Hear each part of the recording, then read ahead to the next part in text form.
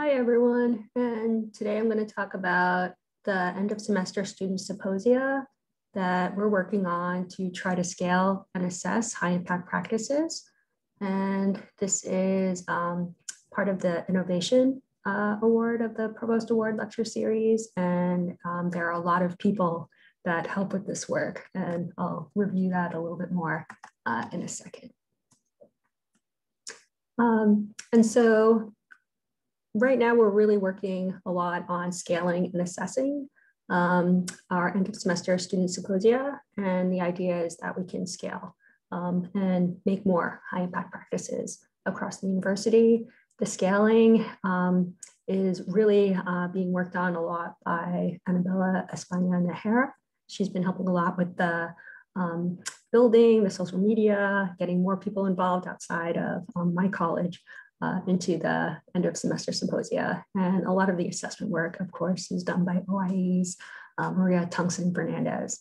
And even though this is innovation, again, I want to kind of push this idea of renovation because it's really more than just one person. It's a lot of people really working together to make these high impact practices a lot more institutionalized and a lot more available throughout campus. And the big idea about high impact practices, why they've kind of come into our consciousness a lot these days is because they're really good at promoting equity in higher education, right? And the fourth box in a lot of the diversity, equity, inclusion discussions I've been in over the past couple of years, the fourth box does a really good job. A lot of people use this cartoon to show the difference between equality and equity. And the idea here is that, we can give all students all the same as they come into the university, but it's really giving students what they need, that equity aspect, giving them what they need individually, more individualized to help make sure that they succeed during and after the university. And one of the really good frameworks that I like using, that I refer to for innovation, trying to understand what innovation is the accelerating systemic change in higher ed. And so this ASKIN kind of understanding. And so innovation plays a unique role in trying to transform university and make it even better, that there are challenges. And so inequity is the challenge and being able to diagnose it and implement an innovation. And so for us, for what we typically see in terms of the challenge, it's usually data, and this is a cartoon of data. Usually graduation rate is on the y-axis and time is over the x-axis. And so what you typically see is underserved students not really having the same outcomes as traditional students. And so what innovation tries to do, high impact practices, it tries to promote equity for all so that all students are doing better and they're doing better together. And this is really important. So in terms of the data that we see, it's usually those lines collapsing onto themselves and seeing really no difference between different demographics of students.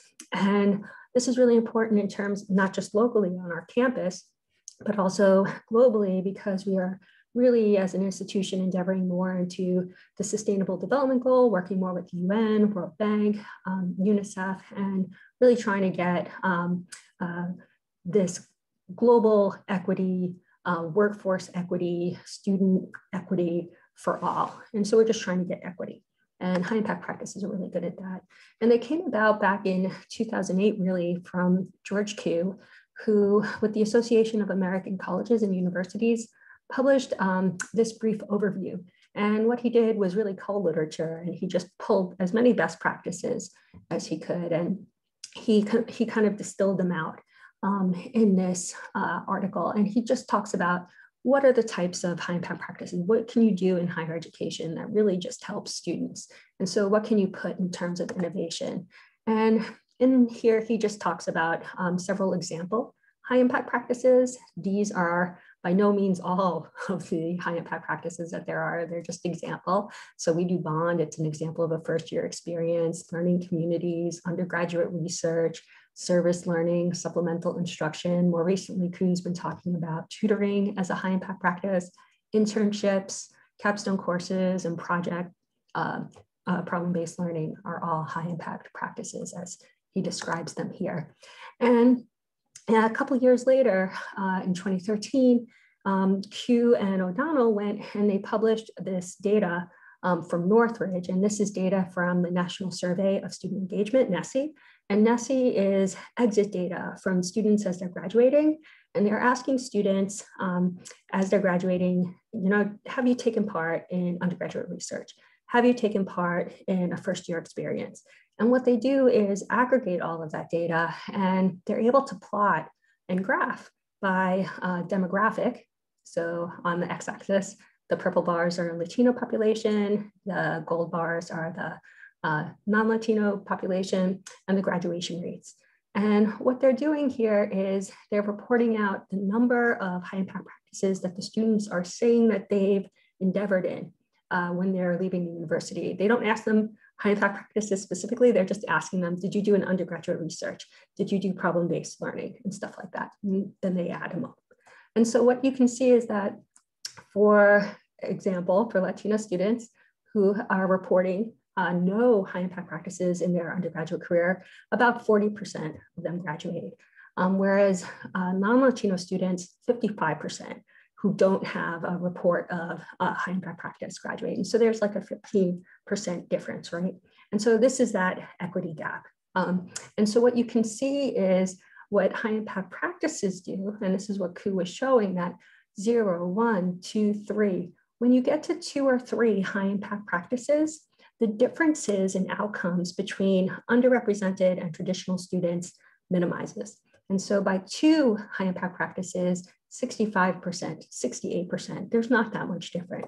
By 3, it's almost inverted, right? And so this gets really provocative, like, wow, we can really obliterate achievement gaps this way, right? And so this is what the hubbub is about high impact practices. Everyone benefits, and also not only is there a benefit for all, there's this equity, right? And so it really gets at this idea of equity. Right? And so I put my little cartoon here that the 0 high impact practices has these achievement gaps. And when you're having your students partake in a lot of high impact practices, that's when you get equity among all.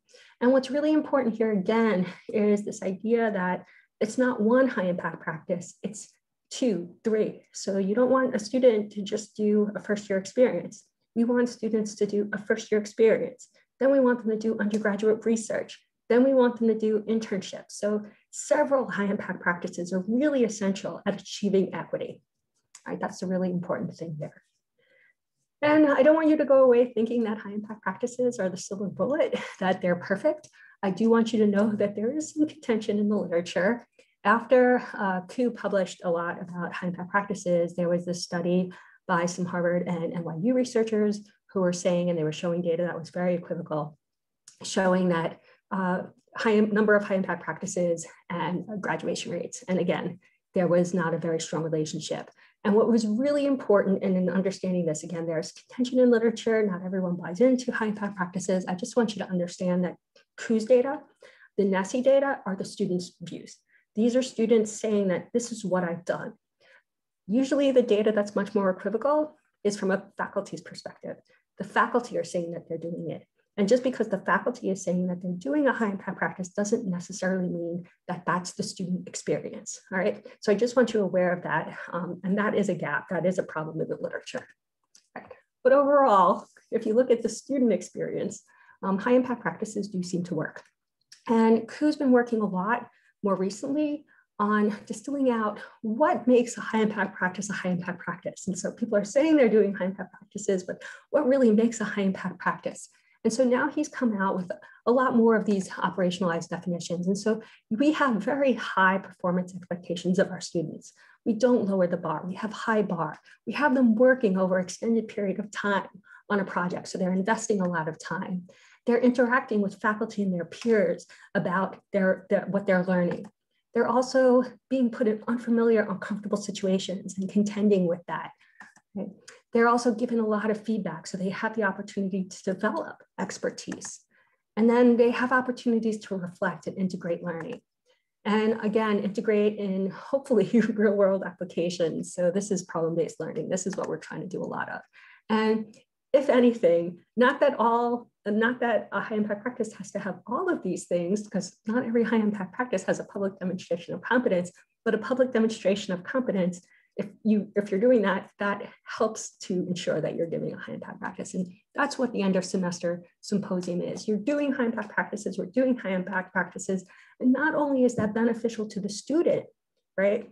And that practice that you're doing, it's also helpful because it helps us see other high impact practices and the students see other high impact practices. And again, they have to do more than one. So we want them to do more than one. And so this public demonstration of competence is really what that end of semester student symposium is all about, that we wanted to make the learning as valuable and as shareable as possible, right? And so that's really what we're doing. We have the high performance, so they're performing. They've worked on these projects over significant periods of time. They're interacting. There's a lot of peer review. They're not necessarily comfortable giving these presentations, but they're doing it. So we give them a little bit of unfamiliar and uncomfort. They're getting feedback, a lot of constructive feedback. They hopefully have time to reflect. They discover, we talk a lot. When I interact with a lot of your students, we talk a lot about the real world applications of what they're learning, and they're doing that public demonstration. All right, and overall, again, these are some pictures of the end of semester symposium when we're in the library in person.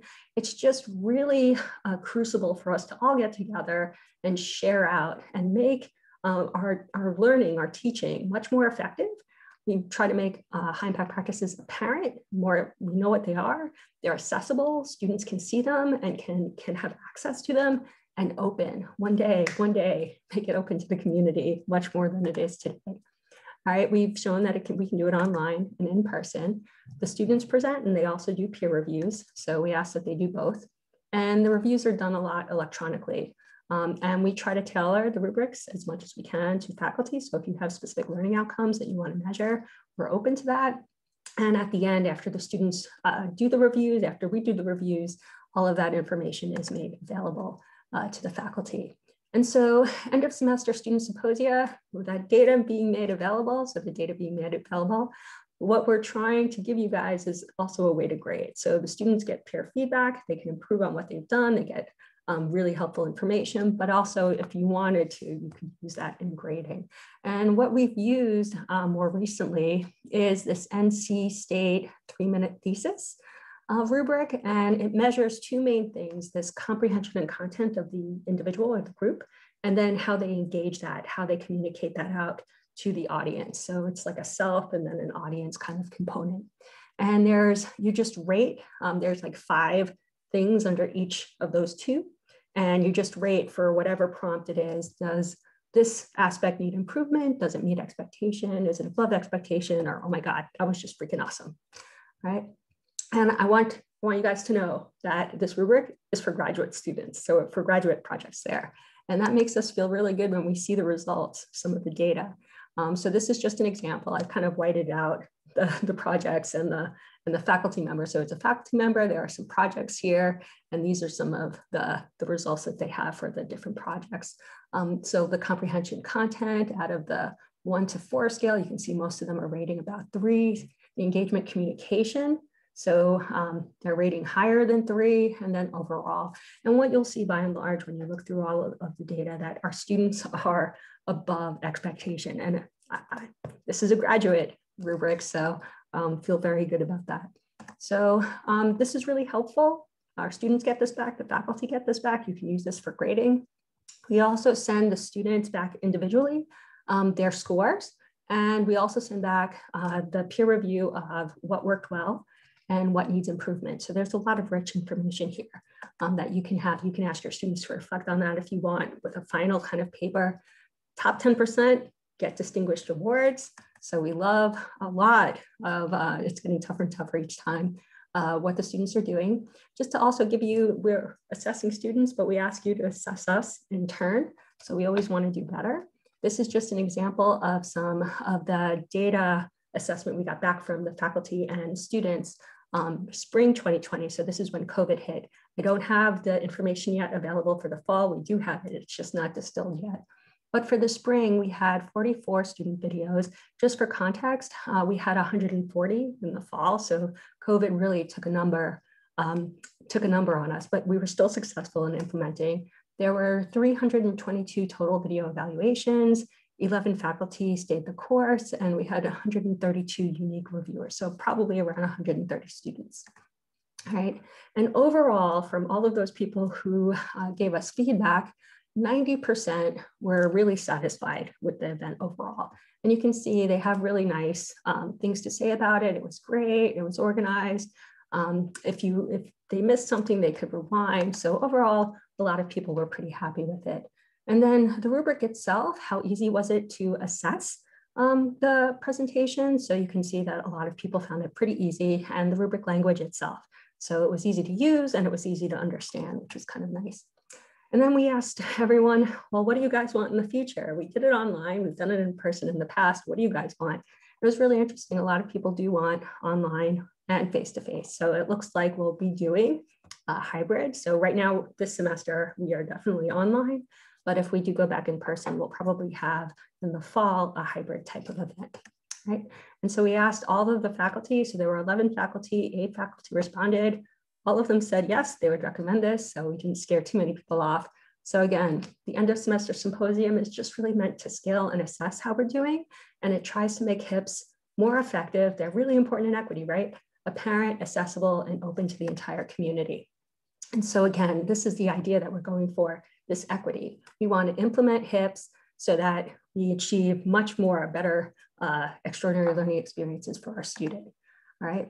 And so while I use that model of innovation and where HIPs fit in to that, I wanted to also let you guys know that that was an oversimplification, that in reality, you have an innovation, but just because you have an innovation doesn't necessarily mean it's implemented and impactful and mainstreamed or institutionalized. And so there's usually a gap between your innovation and implementation and widespread adaptation. And that's where we are right now. And so I just wanted to talk a little bit about this idea of scaling. There are 2 things we can do to help scale and make the high impact practice symposium more mainstream, and high impact practices just more mainstream on campus.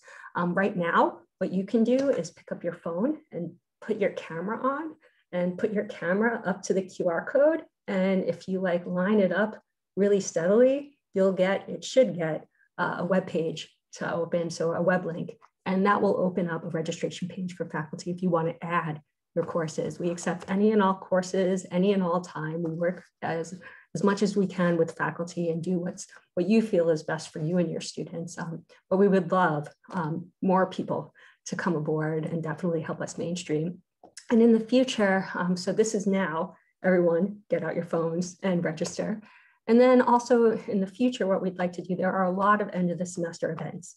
And what we'd like to do is coordinate them at the highest level possible. We've done this with the end of semester HIPS event with the Career Center and with the Richter Center.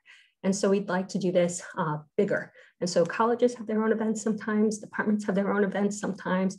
If we're able to coordinate them all and make it one simple thing for students to kind of like come to and congregate in the university and the community at the end of the semester, it would be much more streamlined and easier for everyone. So again, this QRC code, it's put your phone up to it, you'll get a registration page. So please, please, please contribute your students, your course, yourself. And there's some information here if you want to take a snapshot of it. We have the online symposium site set up already. The actual peer reviewing will be done Friday, May 7th. It's consultation day. And again, you can RSVP through this website or that QR code that'll take it to it as well. And you can also email me. So again, this is all about innovation, but it really is innovation because there are a lot of people behind a lot of this work. And I just put the main partners in crime really at the top here. So Mara, Annabella, and Marie, blame them. And then there are a bunch of you guys down here who definitely contribute a lot. Your students, your ideas, your support overall for this work. That QR code is still active. And so that QR code, you can actually, again, it's the same one as before. Put your phone up and actually open your camera and align it, and you'll get a registration page come up. And if you don't, email me. All right. Thank you guys, and talk to you guys all soon.